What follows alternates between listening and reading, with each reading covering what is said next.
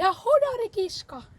Ja tämä Tahmettijääteen business on sellainen kioskikauppa, missä myydään mehujäätä, tahmettijääteitä ja nakkeja. Joo.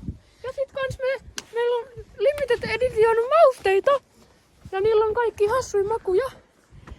Esimerkiksi vaahtokarkki, pekoni ja sinappi. Mut siinä on twisti. Siinä on vähän tommosta nallekarkkivibaa. Ja nyt meidän business-kioskin ajankohdat. Eli milloin tämä julkaistaan. Joo!